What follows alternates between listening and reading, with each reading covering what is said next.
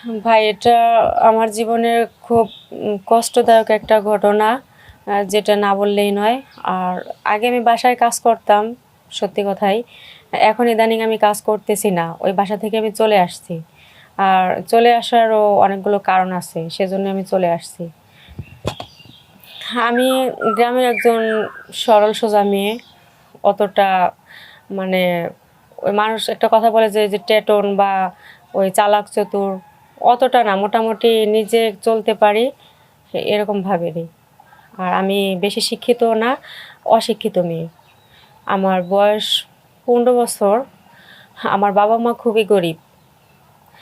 তো আমার বাবার এমন পরিস্থিতি যে আমি তাদের সন্তান, আমাকে যে খাওয়ায় পড়ায় মানুষ করবে এমন পরিস্থিতিও আমার বাবার নেই। ওই কৃষি কাজ করে দিন আনে দিন খায়, মানে একবেলা খাইলে আরেক বেলা অপেক্ষা করতে হয় যে কখন আমার আম্মু রান্না করবে, কখন কটা খাইতে দিবে। এভাবে মানে কষ্ট করতে করতে এত বড় হয়েছি। এখন যখন নিজে একটু হাতে পায়ে বড় হয়েছি, তো আব্বুকে আমি বললাম যে আমি যখন বড় হয়েছি আমাকে একটা কাজ বাজ দাও, আমি করে খাই। আর তখন আব্বু আমাকে ঢাকায় পাঠায়। আর বলে যে বাংলাদেশের মেয়েরা তো অনেকেই গার্মেন্টসে কাজ করে খাইতেছে, তাহলে তুমি যদি পারো ঢাকা যেয়ে গার্মেন্টসে চাকরি নাও। আমি খুব আশা নিয়ে ঢাকায় আসছি। আসার পরে গার্মেন্টসের গেটে যখন যাই, আমার চোখে মুখের দিকে তাকাই, বলে যে তুমি কেন আসছো এখানে। তখন আমি বলি যে ভাই, আমার একটা কাজ দেন, আমি খুব মানে কষ্টে আছি, আমার একটা কাজের খুবই দরকার। তখন আমাকে জিজ্ঞাসা করে যে তোমার বয়স কত। আমি বলছি যে আমার বয়স 15 বছর। ওনটা মানে হাস্যকরভাবে কথাটা নিল আর বলল যে 15 বছরে চাকরি হয় না, 15 বছরে তুমি বাবা মার হোটেলে খাবা, তুমি এখানে কেন আসছো। আর আমি বললাম যে আমার বাবা খুব অসহায় গরিব, আমাকে মানে লালন পালন করতে তার কষ্ট হচ্ছে, আর বাবার মুখের দিকে তাকাই আমি চাকরিতে আসছি। তখন তারা আমাকে মানে এক পর্যায়ে তাড়াই দেয়, বলে যে তোমাকে অফিসে ঢুকানো হবে না, কারণ তোমার বয়স হয় নাই, 18 বছরের নিচে কোনো চাকরি হবে না। হ্যাঁ, এক পর্যায়ে মানে কাজটা না পেয়ে খুবই কষ্ট পাই আর চলে আসি, মানে চোখের জল চলে আসে, কারোর সামনে বুঝতে দিই না এটা। চলে আসার পরে এক মানে বৃদ্ধ না, মোটামুটি মাঝারও একটা মহিলা আমাকে বুদ্ধি দেয় যে তুমি কি বাসায় কাজ করতে পারবা। তখন আমি তাকে বলি যে আন্টি কি কাজ, আমি সব কাজই করতে পারবো। তখন বলে যে তুমি রান্না করতে পারো। আমি বলছি পারি, তবে যতটুকু না পারি আমাকে শেখাই দিলেই আমি করে দেবো, যত কষ্টই হোক। তখন তিনি আমাকে একটা বাসায় কাজ দেন। আর বাসাটার পরিবেশও খুব ভালো। মালিকের 3টা ছেলে আছে এবং মালিক অফিসে যাতায়াত যায় মাসে রেগুলার। বাসায় ম্যাডাম আছে, মানে মালিকের যে ওয়াইফ উনি আছেন। তো প্রথম যখন আমি যাই আমাকে দেখে ওনারা খুব খুশি হয় যে গ্রামের একটা মেয়ে আসছে। শহরের মানুষ তো গ্রামের লোক পাইলে এমনিতেই খুশি হয়। আর ওনাদের দেখে আমিও খুব খুশি হই যে এই বাড়িতে, মানে এত বড় বাড়িতে যে আমি থাকবো, এখানে আমাকে তারা আশ্রয় দিবে, এটা ভাবেই মানে আমি খুশিতে অন্যরকম হয়ে গেছি। তখন আমাকে বলে যে তোমাকে যে কাজগুলো দেবো তুমি কি করতে পারবে। আমি বলি যে হ্যাঁ পারবো। তখন সব কথাগুলো আমাকে স্বীকার করা যে তোমার কাপড় কাচতে হবে, রান্না করতে হবে, ঘর দোর ঝাড় দিতে হবে। আমি বলছি হ্যাঁ পারবো। বলছে যখন তখন ডাকবো যে এটা দাও ওইটা দাও, তুমি কি করতে পারবা। আমি বলছি হ্যাঁ পারবো, মানে প্রত্যেকটা কথাই আমি বলছি যে হ্যাঁ পারবো।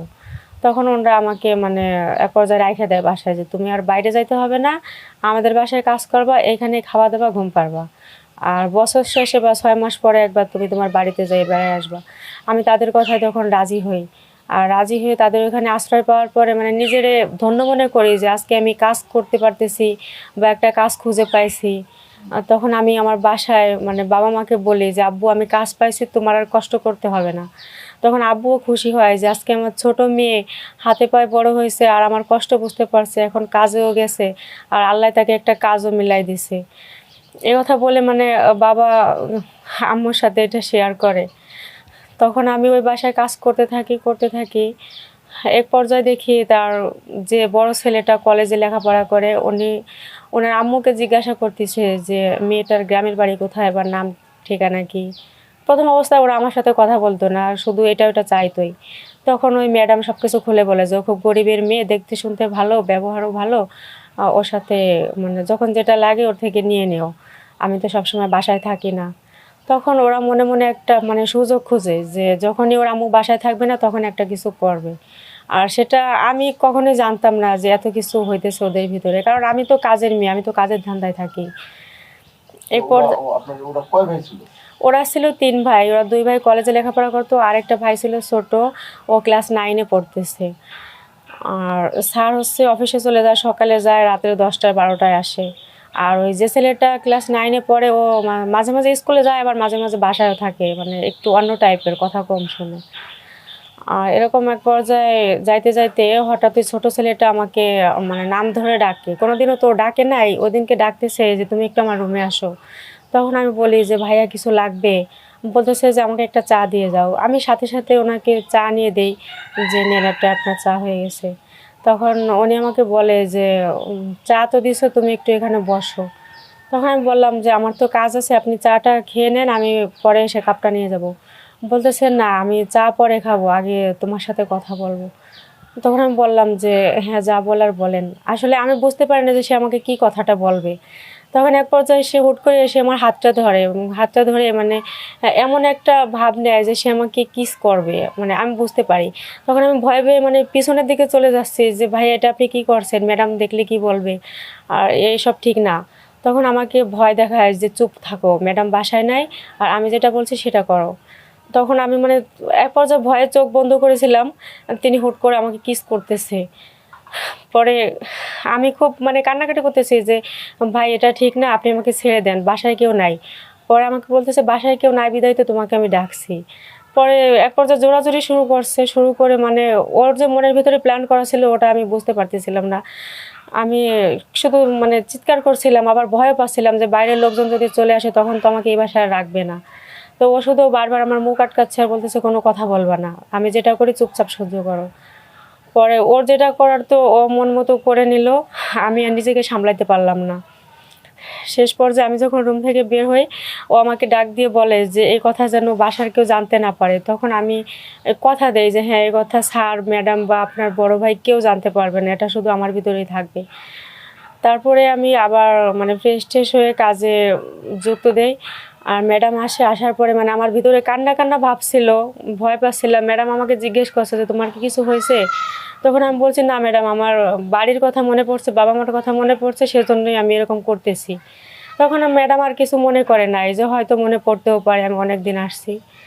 এমন করতে করতে পরের দিন আবার তার বড় ছেলে যেটা কলেজে পড়ে, ও ওই দিন হুট করে কলেজে যায় নাই, মানে বাসায় বলছে যে ওর খুব টায়ার্ড। আমি ওটা জানতাম না, ম্যাডাম আমাকে বলতেছে যে ওর রুমটা একটু পরিষ্কার করে দিয়ে আসো। তখন আমি গেছি, যাই দেখি যে ওই ভাইয়াটা কলেজে যায় নাই, মানে ঘুম অবস্থায় আছে, মনে হচ্ছে যে বিশাল মানে ঘুমে বিভোর আছে। তখন আমি তার রুমটা যখন মুছতে গেছি, উনি হুট করে উঠে দরজাটা লাগাই দিছে। তখন আমি বলতেছি ভাই আপনি দরজা দিলেন কেন? বলতেছে যে এটা আমার ইচ্ছা, তুমি কোনো কথা বলবা না। পরে আমি বলতেছি যে আমি কেন কথা বলবো না, আমি তো ঘরটা পরিষ্কার করে এখনই বের হয়ে যাব। আমাকে বলতেছে তোমাকে ঘর পরিষ্কার করতে হবে না, তুমি আমার কাজ করো। পরে আমি বললাম যে হ্যাঁ বলেন কি করতে হবে। এটা বলার পরে সে বলতেছে কি যে তুমি আমার শরীরটা ম্যাসাজ করে দাও। পরে কি করব, অন্যের কাজ করে খাই, কথা তো শুনতেই হবে। তখন আমি ওই ভাইয়ার শরীরটা ম্যাসাজ করে দিই। ম্যাসাজ করতে করতে এক পর্যায়ে তিনি আমাকে মানে বুকে জড়ায় নেন, মানে এতটাই আদর করেন, মনে হয় যে আমি তার বিবাহিত স্ত্রী। আসলে তো সেমন কিছু না, আমার ভিতরে তো ভয় ছিল, আর আমি তো তাদের একদম নিচতলার মানুষ। এক কথায় যে আমি তাদের সাথে যাই না, জাস্ট একজন কাজের মেয়ে। পরে বুকে নেওয়ার পরে উনি আমাকে ওই মানে জোর করে আমার সাথে মেলামেশা করে। এমনকি আমি বারবার না করি যে ভাই এটা করেন না, এটা ঠিক না, আমরা কাজ করে খাই, আমরা ইজ্জত নিলাম করে খাই না। তখন উনি আমাকে মানে ভয় দেখায় যে তোমাকে আমি টাকা দিব, হ্যান ত্যান, কেউ কিছু জানবে না, তুমি টাকার জন্য তো এখানে আসছো। বলা টলা পরে উনি আমাকে কাজ বাজ করে তখন বলে যে তোমার রুম পরিষ্কার করতে হবে না, তুমি ওই পাশে চলে যাও। পরে আমি চলে যাই, ম্যাডাম আমাকে বলে যে কী ব্যাপার, পরিষ্কার করছো? আমি বলি যে হ্যাঁ ম্যাডাম করছি। আসলে রুমটা আমি পরিষ্কার করছিলাম না, শুধু ভাই আমাকে এই কাজটা করে ছেড়ে দিয়েছে। আর তখন আমি চলে যাই আর নিজে নিজে কাঁদি যে এসব কী হচ্ছে আমার সাথে। আর এক পর্যায়ে মানে 3টা ছেলে আমার সাথে এরকম করে, পরের দিন মানে সিরিয়ালে পরপর 3 দিনই 3 ভাই আমার সাথে এরকম করে। এবং 4র্থ দিনে ম্যাডাম একটু অসুস্থ থাকে, আর সেই ফাঁকে স্যার আমাকে বলে যে তুমি আসো, এসে আমাকে একটু মেসেজ করে দিয়ে দাও। তখন স্যারের কথা তো শুনতেই হবে, আমি যাই, যাওয়ার পরে স্যারও আমার সাথে সেই একই রকম ব্যবহার করে। তখন আমি শুধু একা একা ভাবতে থাকি যে এগুলো আমার সাথে কি ঘটে যাচ্ছে আর এটা কেন হচ্ছে। আমি তো ফার্স্ট টাইম এদেরকে আপন ভাবছিলাম, সব কিছু মেনে নিয়েছিলাম, তাহলে এটা কেন করতেছে। তখন আমি মানে ম্যাডামকে এক পর্যায়ে যে বলে দেয় যে ম্যাডাম, আমার সাথে কিন্তু এসব হচ্ছে, আমি কিন্তু এটা করতে আসিনি, আমি শুধু কাজ করতে আসছি আপনাদের বাসায়। ম্যাডাম এই বিষয়টা জানতে পারার পরে উনি আমাকে বলে যে এটা সমাজ জানার আগে সংশোধন করার দরকার। উনি রাতের গভীরে আমাকে ডাইকে নেয়, নেওয়ার পরে আমার হাতে 20,000 টাকা দেয়। মানে 20,000 টাকা পেয়ে তো আমি আকাশের চাঁদ পেয়ে গেছি। 20,000 টাকা তো কোনোদিন চোখেও দেখিনি, আমরা গরিব ঘরের মেয়ে, শুধু মুখেই শুনছি। তখন আমি বলি যে ম্যাডাম টাকাটা আপনি আমাকে গুনে দেন, কারণ আমি গুনলে ভুলও হইতে পারে, আমি তো মূর্খ মেয়ে। তখন ম্যাডাম আমাকে গুনে বলে এখানে 20,000 টাকা আছে, তুমি এই টাকাটা নিয়ে চলে যাও, তুমি আর এখানে থাকবা না। ঠিক ম্যাডামের কথা মতো আমি টাকাটা নিয়ে তখন মানে বাড়িতে চলে যাই। কিন্তু আমি বুঝতে পারি না যে আমার পেটে বাচ্চা চলে আসছিল। আর বাচ্চাটা চলে আসছে ঠিকই, কিন্তু কার বাচ্চা সেটা আমি আজও পর্যন্ত জানি না। কারণ প্রথম অবস্থায় তার ছোট ছেলে আমার সাথে এরকমটা করছে, তারপরে তার বড় ছেলে, তারপরে মেজো ছেলে, আর শেষ পর্যায়ে স্যারও আমাকে ছাড়ে নাই। কিন্তু আমি এখনও কল্পনাই করতে পারছি না যে এই বাচ্চাটা কার হতে পারে।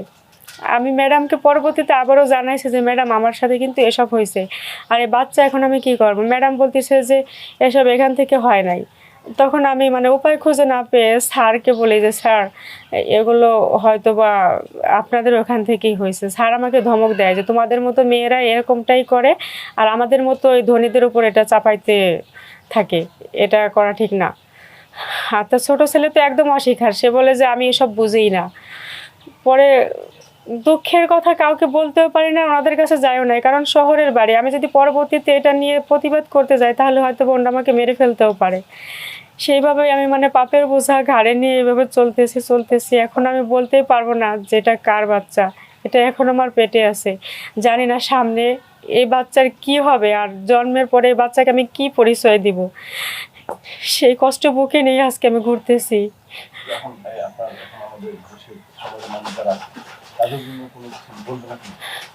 দেশের আর এই সমাজের মেয়েদের আমি একটা কথাই বলবো যে তোমরা যতই অভাবে থাকো না কেন, বাসায় কাজ অনেকেই করে, অনেকে অভাবে পড়ে করে, কেউ কোনো কাজ খুঁজে পায় না সেজন্য করে।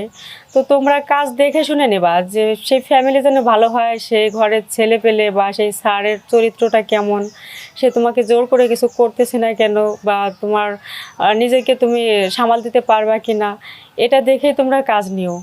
আর টাকার লোভে বা এই পরিস্থিতির শিকারে তোমরা এমনটা কাজ করো না। তোমরা প্রয়োজনে পালানোর চেষ্টা করো, আমার মতো এরকম অভাগা বা এমন বলদা কাজ তোমরা কেউ করো না।